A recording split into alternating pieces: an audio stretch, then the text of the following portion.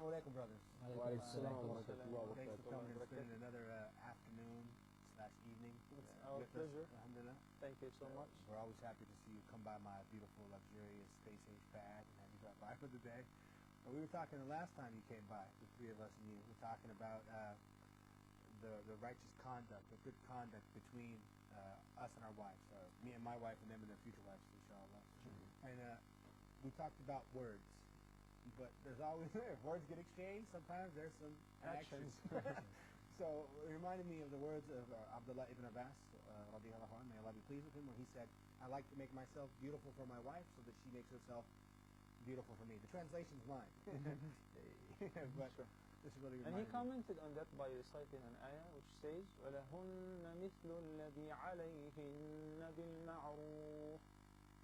And for them, rights similar to those which are upon them towards their husbands. So exchanging a good conduct is one of the concepts of having a happy and a blessed married life. That's essential. You know. I remember amongst the nice stories that the Prophet ﷺ, once he entered Al-Madinah, he established the concept of the brotherhood between the immigrants and Al-Ansar, the supporters. And he established, of course, among that brotherhood between Abu Darda, may Allah be pleased with him, and Salman al-Farisi. So they were very, very close friends and brothers. So once Salman came to visit Abu Darda in his house, and he wasn't there, but his wife was there, and she looked dressed up in a shabby clothes. So he asked her, what is the matter? She said, nothing wrong with me, it's your brother Abu Darda. He said, what happened to him? She said that he's not interested in any worldly luxurious life anymore. So he understood what she meant. So he made a point, and he waited until Abu Darda arrived. And Abu Darda offered him the food. He said, I'm not going to eat before you eat with me. He said, I'm fasting. He said, no, you've got to eat with me. So he made him break his fast before sunset, and he joined him, and he ate with him. Then at night, Salman decided to spend the night at his house. And Abu Darda had the habit of getting up at night and praying. So he wanted to pray as normal. But Salman said, Abu Darda, go to sleep. He said, I want to pray. He said, go to sleep. And he ordered him. So he did, hoping that Salman would sleep so that he can get up and pray. That happened several times throughout this night until it was before Fajr. Sometime before Fajr, Salman al-Farisi woke him up and said, let's get and pray. So they started praying, and afterward, Salman al-Farisi gave a very nice advice to Abu Darda, and of course to all of us, saying, Ya Abu Darda, know that Allah have rights upon you. That's a fact. Your wife too have rights upon you. Your body have rights upon you to rest, take a break. And your guests to have rights upon you. So give everyone their due rights. So Abu Darda in the morning can't wait. He went to the Prophet ﷺ, and he was very upset that he had to break his fast and he missed praying at night. So the Prophet ﷺ heard the story and heard what Salman said to him. So by the end, the Prophet ﷺ remarked it saying, Abu Darda, Salman had spoken the truth. So that's also the statement of the Prophet ﷺ, that you have a wife at home, you have to take care of her. You have to give her some of your time. You have to do something that make her feel that you're there. And that hadith shows us a lot of different things. It shows us, first of all, how you need to treat your company, which is something that we don't do anymore. Well, I don't. You guys can testify. And it shows and the way us, you treat your wife. and it also shows us something which rarely happens nowadays, which is that the companions were too much into ibadah, to the point that some of them even neglected their wives, which of course nowadays it's the other way. is the other way around. Once there was a companion by the name of Uthman ibn Maz'un, may Allah be pleased with him. He was married to a woman. She used to visit the wives of the Prophet ﷺ. She once came to Aisha, and she was looking with unkempt hair, and she was really not in shabby clothes, not wearing the eyeliner and kuh. Well, this is one of the best adorning tools. So they asked her that your husband is the richest one of the earth. How come you're looking this way? She said, it's because of him. He totally forgot about me.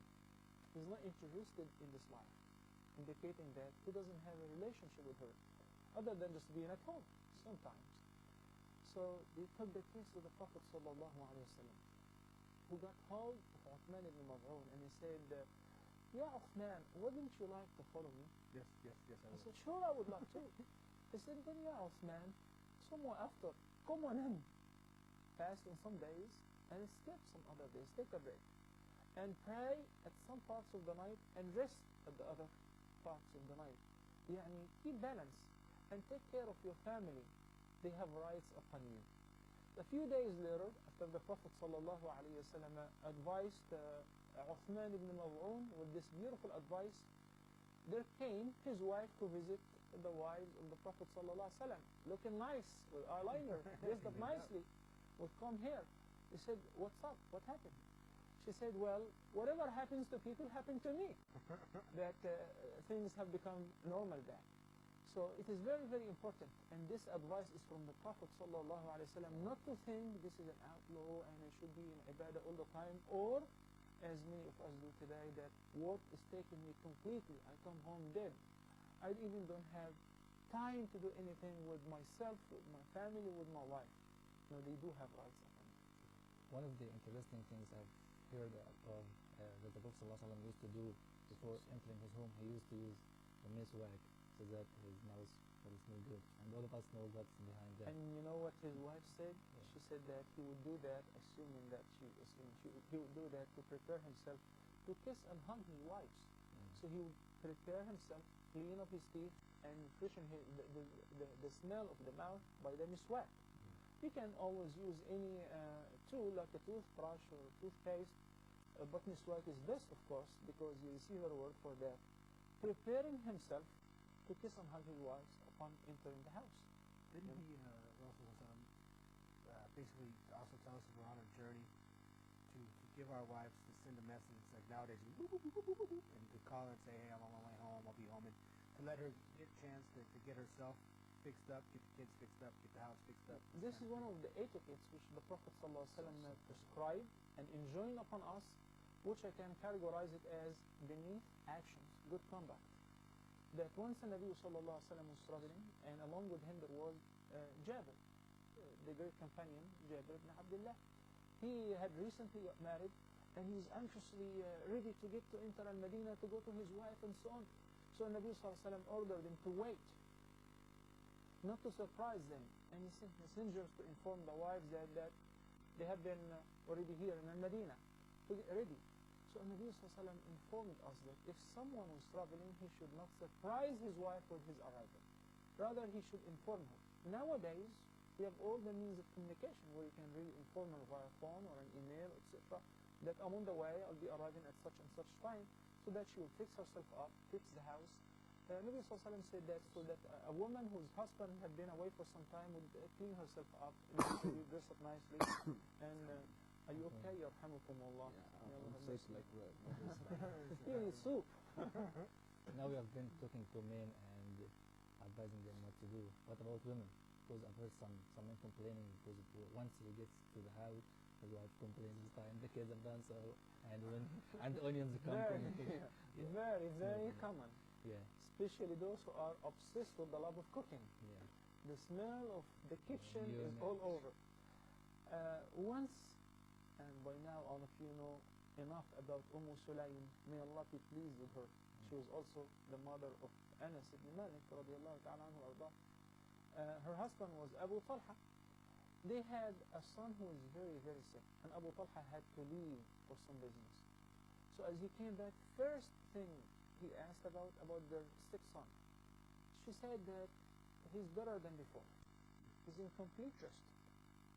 Meanwhile, she had adorned herself, fixed herself up, dressed up nicely, and she had fixed a nice dinner for him. So he ate and drank, and of course she invited him to bed, and they had an intimate relationship. Then afterward, she gave him a nice introduction to the upcoming news. She said, my lovely husband, our neighbors borrowed something from their neighbors, and when they want it back, they said no. He said, no, they shouldn't do that. That's haram.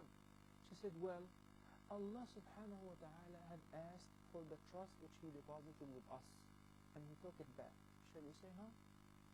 He said, what do you mean? She said that our son had died. Allah gave us a son, Allah took him back. Unbelievable. So, Abu Talha was going crazy. Not only for losing his son, she did that to me. She made me eat and drink, and instead of crying and screaming, instead of being sad and angry, that she made me eat and drink. Not only that, embrace her sexuality. In the morning prayer, he went to the Prophet ﷺ to complain about Sulaym, the wise wife. May Allah be pleased with her. So the Prophet ﷺ was kind of delighted with what he heard, the conduct, the way Sulaym handled this issue. And the Prophet ﷺ made a beautiful dua for them. He said, so that you have embraced her. He said, yes. You see what she did to me? So the Prophet ﷺ said, may Allah bless you both in your night. Out of this night, she conceived and she had a beautiful son, whom once they received, they give him to the Prophet ﷺ to do the tradition of the sunnah with a newborn and so on. A smart, intelligent wife can do a lot to make life happy and to make her husband and herself and the entire household live a happy and a blessed life. I wish all Muslim women are listening to you right now. And Muslim men too. That story is one of the most beautiful stories I've ever heard in my life, because it's a good way to deal with everything. Say what Allah wanted us to deposit that. There was a hadith narrated by the Prophet sallallahu alayhi wa sallam that every spending of yours, you receive a reward for it. For instance, you buy yourself clothes, you buy yourself something to eat. As long as it is from a lawful earning, and you spend it in a lawful means, buying lawful things, without being extravagant and wasteful, that you receive a reward for it. And he further added, including that the bite which you put in the mouth of your wife. How beautiful is it that you feed your wife, you feed your children, and the meter of reward is counting. You're sick. Talking about I'm food. sick. Yeah. Why don't we go get some food, Soup? some soup, something like this, and then we'll come back and we'll talk. Inshallah.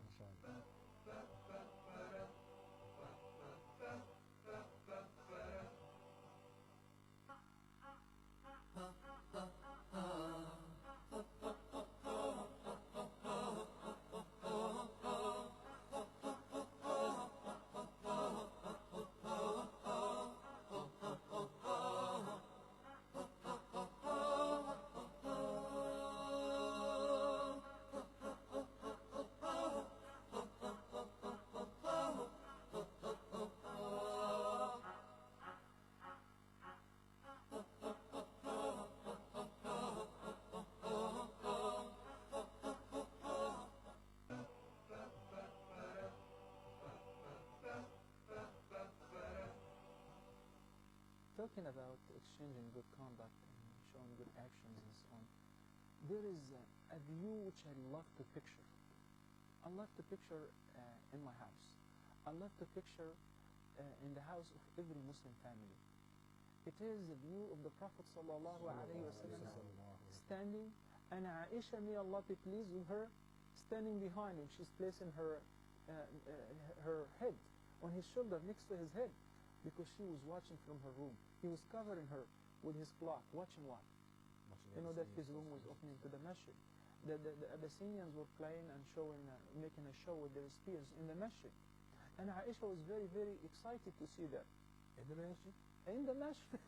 And the Prophet ﷺ, keeping in mind that he was the busiest man on earth ever, that he's allowing all the time for Aisha to watch at her convenience. And then when he says, Ya Aisha, is it enough yet? She says, no, some more. And the Nabi ﷺ is waiting. She's reclining, she's watching and enjoying the company of the Prophet ﷺ and enjoying the show, until she said, enough, I'm bored now. So the Nabi ﷺ said, okay, enough is enough. After she said enough, showing good conduct and showing that you're willing to do anything that's halal and possible to please your wife, that would be met with the same, you know? I agree with that. If you're like, I know if I'm nice to my wife and I do something nice for her, then she wants to do something nice for me. Like if I go and I Exchanging gifts? Yeah, if I go and I buy her say flowers, and I come home with some flowers, then she's like the happiest woman on the planet.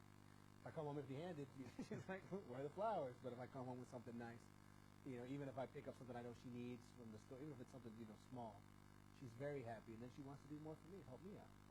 Yeah. You know, sometimes at your spare time you say that I'm going to help you in the kitchen today. Hey, who says this? Not me. Giving preference is one of the qualities of the believers. Al-ithar, giving preference to others over yourself. Helping her get the kids dressed, Yeah. changing diapers. It's more worth it to have it with your wife at home. To love for her more than what you love for yourself, so that you would have the same from her as well. Once the Nabi sallallahu alaihi wasallam addressed his companions and said that it's not permissible for a woman who believes in Allah in the last day to travel alone without a mahram, a male relative from her family members. So a man stood up and said, Ya Rasulullah, but my wife is going for Hajj and I'm deployed to such and such battle. So the Prophet sallallahu alaihi wasallam said, go with your wife, catch up and join your wife, don't you leave her alone. Taking him from a very, very important thing, Jihad, to join his wife, not to let her to travel alone, to go for Hajj, travel with Muslims. He has to go with her is a very, very important thing that we really should keep in mind. Sometimes a child is very sick, and the wife doesn't drive, or she does. I know that you're tired, but why not join her and take both of them to a clinic, know exactly what's going on, showing that the wife, even though you're tired, when you're busy, that you care, and you give them precedence to anything else in your life. You gotta do sacrifice. Yeah. It shows the real love. You know, Uthman ibn Affan radiallahu anhu arda, Dhul Nurayn, the man with the two lights, because he was married to two daughters of the Prophet ﷺ, one after another. The first one was Ruqayya. May Allah be pleased with her. Do you know that Uthman ibn Affan did not attend nor witness the battle of Badr, the most important, because it was the first, with the Prophet ﷺ? Do you know that? No. A lot of people hold this against him, but they don't know the fact that Uthman ibn Affan, the Prophet ﷺ ordered him to stay with whom? With Ruqayya, because she had a fever and she was very sick. And by the way, she died after that in this illness. So the Nabi ﷺ ordered Uthman to stay with his wife and to take care of her and not to join him. What could be better than supporting the Prophet ﷺ and defending him? However, when his wife was sick, he ordered him, Ya Uthman, stay and take care of her. We need to be more like Uthman. Because I mean, it's really easy to say, you know, I've been home, like with my wife. I mean, I hate to throw my dirty laundry out there, but I'm always like, haha, your job never ends. Haha, I get 2 days off a week, but your job's 7 days a week, 24 hours. Haha, you know. But more men need to help out around the house, myself included. You know, help get the kids ready, take them to school. But there's still the same problem, like the brother mentioned before, the manhood problem. There's still a lot of brothers that have this tradition. Let's change that, yeah, make it religious, exactly. not tradition. They think it's bad if you help the wife in the kitchen, or you help her out. You can't talk about it. What about this? Take this very pleasing, soothing story, which was narrated by Imam al-Bukhari. It's a very, very authentic one. Anas ibn Malik, may Allah be pleased with him, narrated that he had seen the Prophet ﷺ doing the following. That he was traveling with Safiya, his wife, may Allah be pleased with her. So the Nabi sallallahu alaihi wasallam sat next to his camel, and he put his knee, so that Safiya stepped on his knee to get on the back of the camel. And Nabi sallallahu alaihi wasallam is making his body and his knee as a step, so that Safiya would ride on the back of the camel. He has seen him while he's taking care of her and covering her with his cloth, sallallahu alayhi wa sallam. And very, very few people who do that, you know, opening the door of the car for your wife to get in, making sure that she's safe and the children are safe, then you lock the doors, you close the doors. Very romantic. Oh, very romantic, and since you are a poet, a big poet, you should have made some poetry about that. And it brings me to That would really inspire you. It brings me to ask about emotions. What do emotions play into this? What are the roles of the emotions of a man and a woman? Women are creatures of emotion, and men are creatures of thought. So how do emotions play into this? Remember when we talked about exchanging good conduct, we said that it consists of three things: saying, action, and emotions. You know, which do not necessarily sometimes require saying or acting. And Nabi sallallahu alayhi wa sallam showed the best example in a very important situation. His wife Khadija had passed away, and now he's married to a very young and a pretty woman, Aisha. But Aisha radiallahu ta'ala anha ardaha says that I have never ever felt so jealous of any woman as I did of Khadija, even though she died 3 years before the Prophet ﷺ married her. Why? Because the Prophet ﷺ would remember her often, and once her name would be brought up, endless admiration. He would praise her and admire her and talk very good and very high of Khadija radiallahu ta'ala anha wa ardaha. And he would say that Allah subhanahu wa ta'ala conveyed the salam to her. Jibreel conveyed the salam to her and informed the Prophet sallallahu alayhi wa sallam that Allah has built a house of prayer for Khadija in paradise.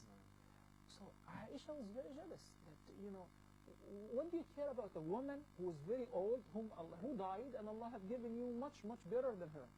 So Nabi sallallahu alayhi wa sallam objects and says, no, by Allah, wallahi, no one is ever better than Khadija. No compliment on that account, even though she's dead. Khadija, she supported me when no one else did. Khadija was my best friend.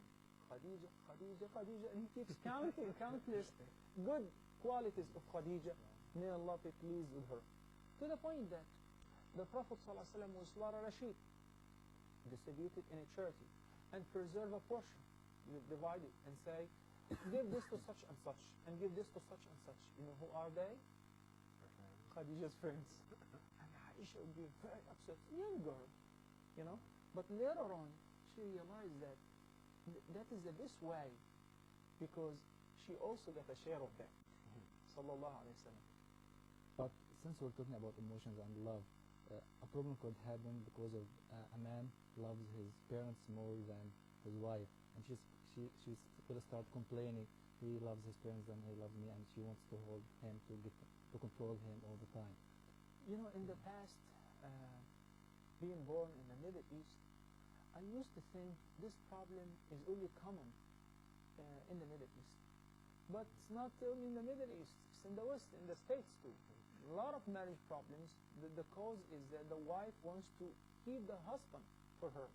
And she wants to sever his relations with his parents, with his family members, because he's all mine. You hear him say you need to cut those apron strings. Meaning that the mom has her apron tied around them and pulling him back. So how this equation could be solved? Owen was telling me that every time he says, let's go and visit my family, oh, I have a stomach. I'm not feeling well.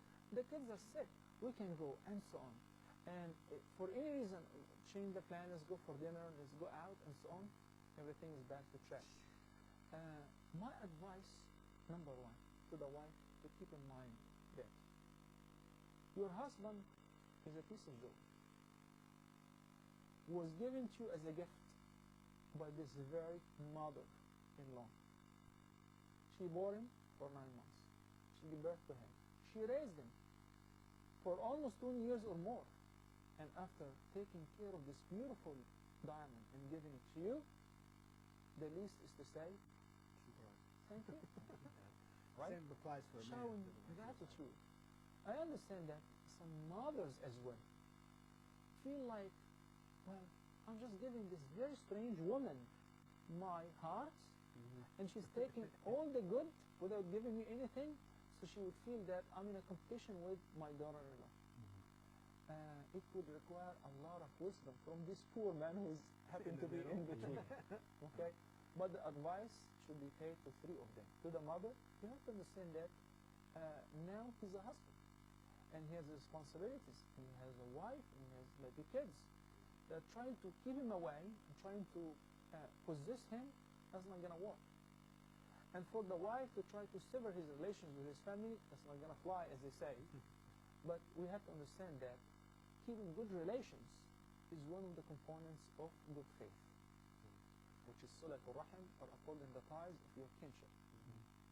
Jazakallahu khairan, Shaykhna. That was absolutely beautiful dars that we took part in. And I'd like to thank the brothers for rolling up as usual. You guys are cool in the game, and I appreciate that. Okay, Jazakallahu khairan. And until the next time we get together, I want to say assalamu alaikum to all of you brothers. Thank you so much. Jazakumullahu khairan. May Allah bless you and your family. Ameen. And see you inshallah next time. Assalamu alaikum. Alaykum salam. Real Haitian.